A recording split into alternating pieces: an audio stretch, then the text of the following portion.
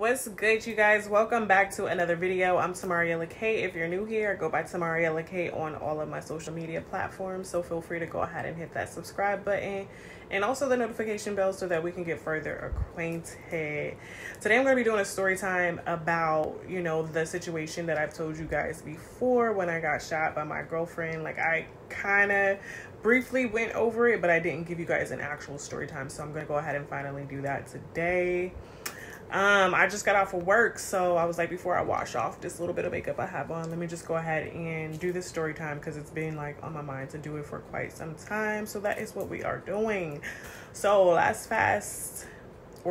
rewind to about 2010, I want to say it was when this happened, or 2011. Yeah, it was around 2010, 2011. So yeah, it was around that time I reconnected with an ex-girlfriend that I was with. And if you've heard any of the stereotypes about lesbian relationships, they move pretty fast, which is pretty much what happened with us. Ran into her, we started talking, and then like within days we were together and ready to move into an apartment together. Within a matter of weeks after like reconnecting, after we had been apart for maybe like 2 or 3 years, maybe even not even that long. It might have been like a year that we were apart. So we finally, find a place or whatever, and we're signing leases together. I had furniture, she was working, I wasn't working, I was in school, so she was gonna be like the main provider of the household. She was a stud. Now, mind you, when I say that we reconnected, we were together like in the past, but it was like a really, really short relationship. Like we were together for like, I want to say probably like a few months before she ended up moving to a different state. And then we tried the long distance thing, and I was supposed to move down there with her, but it just didn't happen like that. So it wasn't like we were together for a long time before we reconnected. So this was like technically our first time living together in our own place, and I would say everything was going good. But then relationships, they get a little bit rocky, communication gets a little bit short, and things start to go wrong. I did notice a lot of red flags when we initially got our place together. The first red flag was actually when we went to go and get the gun for our quote-unquote apartment and our safety, because we were two females living alone, and for some reason we felt like we needed a gun to be protected. Even though I'm a single mom with 2 kids, I live by myself without a man, no partner or anything like that, I don't feel like I need a gun in order to be protected. I feel like my protection comes from a source of energy or power or God that's higher than myself. But at this time, I was just going along with the flow. And it's crazy because as soon as we got to the pawn shop, which is where we got the gun, like my intuition or my gut feeling just started doing the most. And it was just like, something doesn't feel right, something doesn't feel right, something doesn't feel right. And I'd never been around a gun or people who carried and used guns, so it was new. So of course I felt like I'm going to have a little bit of fear going into that kind of situation, because I know how dangerous guns are.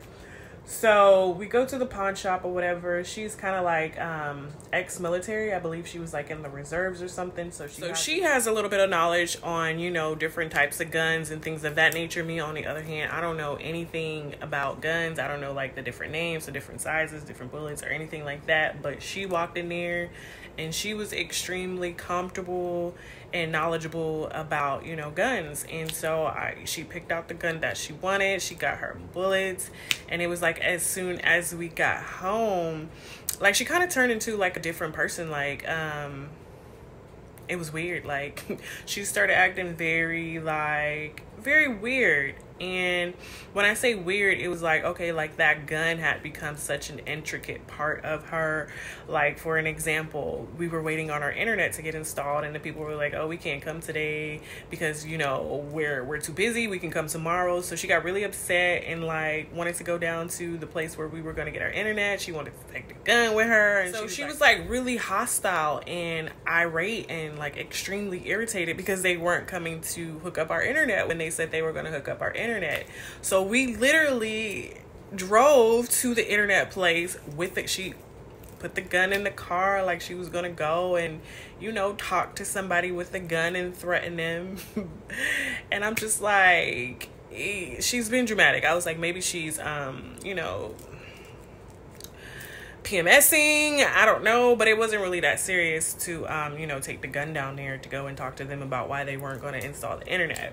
So, you know, these little red flags, they just kept, you know, popping up. So anytime we would go anywhere, whether it was just right down the street to the convenience store, if we were going out to the club, anytime we were going somewhere, she just wanted to carry the gun. It was giving very much paranoid and scared and fearful. And me, on the other hand, I didn't necessarily understand why she was having these episodes and these moments until it was like later, looking back, like it kind of all made sense. So, you know, she was pretty much attached to the gun. We had moments and situations to where, you know, she would even threaten me with the gun. And I was just like, girl, I ain't scared of you or this gun. Like, even though maybe I would have, or I was, you know, a little bit, but for the most part, I wasn't, you know what I'm saying? Like, or I was at least trying to portray to her that I wasn't. I was trying to, I guess, maybe use like reverse psychology or something. Like, I'm not scared. But, you know, like initially when we got it, I was scared. And there were some other moments I'll tell you guys about that I was scared too. So like, she would threaten me with the gun, and me, I'm like, you know, trying to show her I'm not scared. Like, at one point in time, like, I had the gun in my mouth. Like, she had it pointed in. So yeah, she had the gun. It's like legit in my mouth. And I'm like, I'm not scared. If you're going to do it, then you're going to do it. And, you know, we would have arguments like that. I would say that probably happened around like 2 times. Now, keep in mind, we were only in our apartment probably, I wouldn't even say it was a few months before shit just started hitting the fan, which was more red flags. Like, things kept going wrong for us, which was an ultimate sign that we weren't meant to be together. And what's funny is, like, when I got with her, I was like really indecisive with like three people. It was her and then 2 guys. One guy was a drug dealer. I was like, I don't want to be a part of no drug life. And then the other guy had too many kids, so I was like, she seems like the best option. So yeah, red flag after red flag after red flag. I would go out with my friends and I would stay out pretty late. Like, I wasn't cheating on her, but yeah, I would go out with like my friends and my brother, and I wasn't cheating on her, but like we would stay out pretty late. And you know, when you're in a relationship with somebody and you staying out late, it's like all around like disrespectful, especially like them moments when you're arguing and then like the person's probably thinking, you know, you're out doing something you're not supposed to do. But literally, I would just be like chilling and drinking and smoking with my friends or whatever, and then come home late. You know, she was working, I wasn't working, I had a lot of free time. So when I would get into those low states, you know, of being drunk and being high, like, I would be scared to go home, because I was like, what if she fucks around and gets mad and starts questioning me about what I've been doing and who I've been with and decides to shoot me? So I would have moments to where, like, I would pull up to the house and I would just sit out in the car for a minute. Like, okay, just go inside, just go inside. So I did have fear in that aspect. So yeah, in moments like that, I did have fear around those aspects of, you know, going inside the house, because I didn't know what was going to happen. I didn't know if she was going to be argumental or if, you know, she was just going to be asleep. And so, you know, like, eventually we just kept drifting apart, and then like shit just kept happening. She ended up losing her job for like falling asleep or some shit. And so she was looking for a job, I was looking for a job. Like, things had just got really, really stressful. Then she found out that her brother was sick, and like, you know, we weren't really being supportive, like how you're supposed to be supportive to one another when you're in a relationship. So we were kind of, we were like beefing, but we wasn't like beefing. So we weren't talking to each other as much, and we were just really trying to figure out like what we were about to do, because we had just got this apartment and she lost her job. So it was a little bit stressful. So one night she's laying on the couch. So actually, before she gets to the couch, like, she was trying to be intimate with me, and I was like, no, I'm not in the mood. I don't want to be intimate. So that's when she decided to go and lay on the couch. But not only did she go and lay on the couch, she decided to go and call her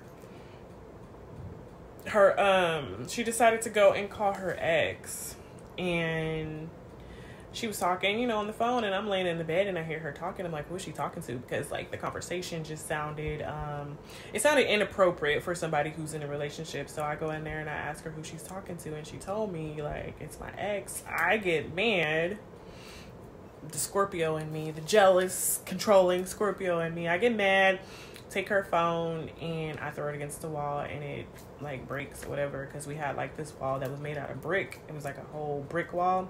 Threw it on there, it breaks. She gets up, and you know, shit escalates from there. So after I threw her phone or whatever, I go and I get back in the bed, and she's like, you need to get up and find my phone. You need to find my phone. And for some reason, I guess she was looking for her gun, of course, and she couldn't find it, and eventually she found it or whatever, and she's like threatening me like I need to get up and find her phone. And what's crazy is like I literally did get up to kind of help her look for the phone, and like I sort of got that phone disappeared. It disappeared. And around this time, since, you know, she was the main provider, I had like a prepaid cell phone, you know, and cell phones were prepaid, and I ain't had no minutes on my shit, so my shit was off. So it wasn't like I could like call her phone, and plus it like broke into pieces. Like we looked under the couch, we looked everywhere, we could not find the freaking phone. We didn't have a house phone either, keep that in mind. So she's all mad and she's pissed off, and she's like legit. So she's like legit mad, pointing a gun at me, you know, threatening me like I need to get her phone, I need to get her phone. And I'm just like, I don't, you know what I'm saying? Like, you've seen me look for it. I don't see it. I don't know where it's at. I don't know what else you want me to do. So just like how this picture is behind me, I'm sitting on the bed. Like, this is like our headboard. So I'm sitting basically at the headboard, and she's standing in front of me at the foot of the bed, and she's pointing the gun at me. And she's like, if you don't get up and find my phone, if you don't get up and find my phone, I'm about to shoot you. And I'm just like, I already told you, you know what I'm saying? I'm sitting on the bed just pretty much as calm as I am right now. And I'm like, I already told you, I already looked for it. I don't know where it's at. And then the next thing I know, I hear a loud noise, and she shot me. And I'm sitting here like, I know I heard the gun go off, but there wasn't like, it was almost like I didn't really like feel anything once, you know, I heard the shot go off. I didn't feel anything. And I look at her, and she is completely stunned. Like, she's not moving. Not only is she not moving, but she still has the gun pointed at me. So I'm like, what the fuck? So I'm looking down at myself to see like, did she shoot me? Because she dead ass had the gun pointed directly at me. It went off. And I'm like looking down, and then I get to like feeling on my chest or whatever, and I felt something wet right here. And so like right next to our bed was our dresser and a mirror. I stand up and I see there's a bullet hole. Meanwhile, she's still shocked and stunned, not moving at all. So I'm like, fuck, she shot me. So I'm just like, okay, from the movies, apply pressure and don't let the blood drip out too much. You feel me? So I'm like, I didn't panic. The whole time I didn't panic. I was just like, what am I going to do? So she doesn't have a phone. I don't have a phone. We don't have a house phone. She's in shock. The only thing I could think of was to go to my neighbor's house. I knocked on my neighbor's door. They didn't answer the door. As soon as I went outside to knock on their door, like I literally immediately started repenting, and I started praying because I thought I was going to die. And I was like, you know, according to God and, you know, religion, you know, what I'm doing is like immorality for wanting to be with a woman. And I was like, if I die today, I don't want to go to hell. So I start praying or whatever, because, you know, I was raised Christian. But yeah, I'm repenting like, God, forgive me of my sins, this, that, and the third. When I get there, please let me in. That's what I'm thinking while I'm like waiting on my neighbors to open the door. They never opened the door. So by this time, she comes outside, and she's like in this panic, in this frenzy, and she is like still with the gun. she's still got the gun in her hand. And so she was like, let me take you to the hospital. And I was like thinking in my head, like, this bitch still got the gun in her hand. But like the way God works is the hospital was literally right down the street. literally right down the street. It was a 3-minute drive, if that.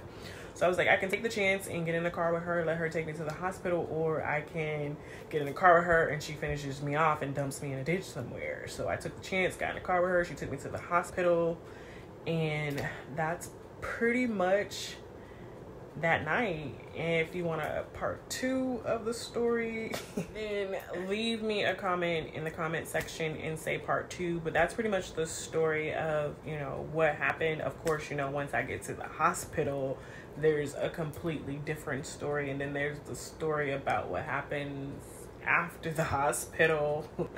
But yeah, if you want to know that, then just leave me a comment down below. But yeah, that's the story time of when I got shot. She shot me in my chest. It missed my heart by an inch, and it came out. It went in and it went out, piercing my lung. I was in the hospital for like a week. To be honest, I was kind of like, I don't want to be here. It's ghetto here. But apparently God wants me to be here, and God has a reason and a purpose for me. So it's all unfolding as I grow and learn. That I learned a lot about her after the fact that it happened, and why she was the way she was, because she wasn't all the way there. You know, like sometimes we're not all the way there, but hers was a little bit deeper than what I knew of. But yeah, that is the story time of when I got shot. If you like this video, go ahead and share it on any of your social media platforms. Let's try to get this video to about 50 likes, and I will see you guys in the next one. Bye.